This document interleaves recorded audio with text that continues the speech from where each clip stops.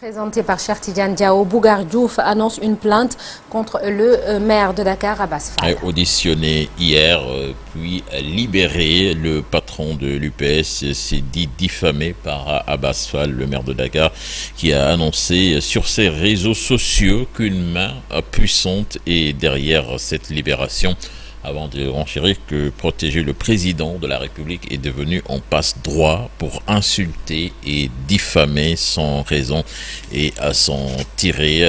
Bougar Diouf, donc, qui a décidé de porter plainte une troisième fois contre Abass Fall.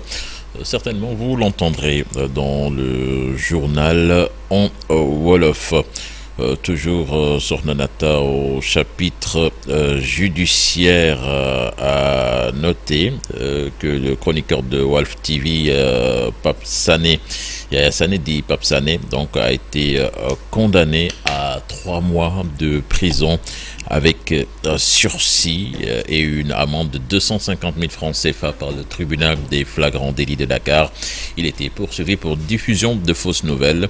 Les propos à l'origine de sa garde à vue, qui aura duré 3 jours, ont été tenus lors d'une émission Balance sur Walf TV. Pape Sané avait affirmé que Sana Mandian, ancien membre des Junglers de Yaya Jammeh, recherché dans le cadre d'un mandat d'arrêt international pour présumé meurtre et acte de torture et puis arrêté par l'armée sénégalaise, avait été interrogé par la gendarmerie au sujet de ses supposés liens avec Ousmane Sonko et Pastef.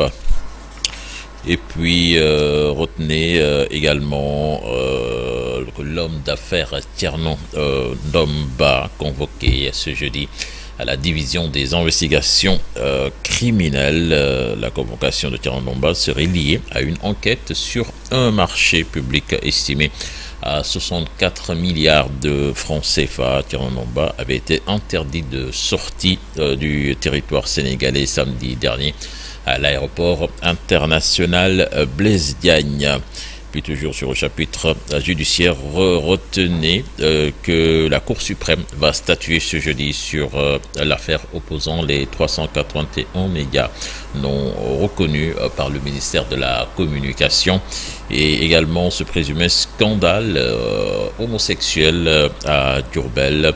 Donc les 15 mises en cause seront jugées en flagrant délit ce jeudi sur Nanata. Et l'actualité à l'hémicycle, le ministre de l'Intérieur décline les grandes orientations de son département face aux députés. Avec un accent particulier sur la sécurité, la lutte contre la corruption et le renforcement des services de police et de secours. Retenez que le budget 2026 du ministère de l'Intérieur et de la Sécurité publique est arrêté à 222 milliards 257 millions 775 532 francs CFA. Le compte rendu avec Habib Faye. Le ministre a annoncé une série de mesures destinées à renforcer la sécurité et à assainir les procédures administratives. Il a notamment déclaré vouloir mettre fin à la prolifération des faux documents administratifs, désormais considérés comme un délit au Sénégal.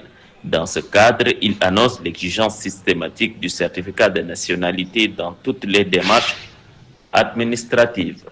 On considère que c'est du faux.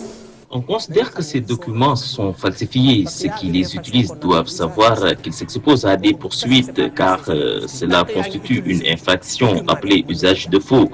Si ces documents continuent d'être employés, les autorités peuvent intervenir. C'est pourquoi j'exige désormais dans tous les cas la présentation d'un certificat de nationalité.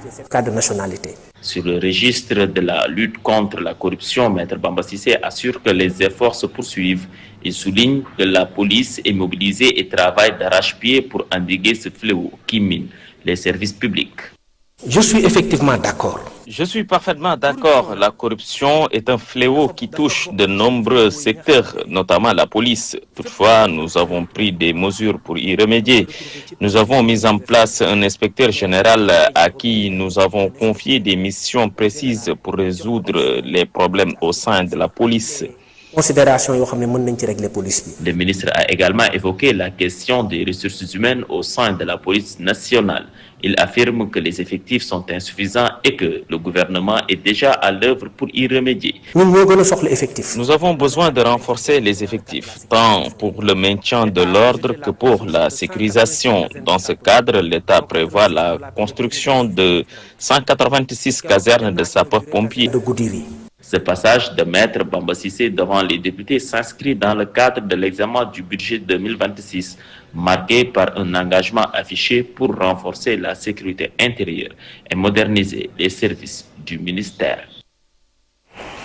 Et puis, cette histoire tragique à Sornanata avec l'élève en classe de 5e, Madiale Ndiaye, lycée de Rao, qui a été poignardé, qui a succombé à l'hôpital régional de Saint-Louis. Il a été poignardé après les cours hors de l'enceinte du lycée. Le corps de Madiale Ndiaye est toujours à la morgue de l'hôpital régional. Une enquête est ouverte et son père réclame justice. Les détails dans cette correspondance signée Ousseynou Diop. Madiale Ndiaye, élève en classe de 5e au lycée de Rao, n'a pas survécu suite à une blessure par arme blanche. Un livreur de pain l'a poignardé suite à une altercation qui a eu lieu dans son quartier. Le jeune collégien a été transporté à l'hôpital régional de Saint-Louis hier dans l'après-midi.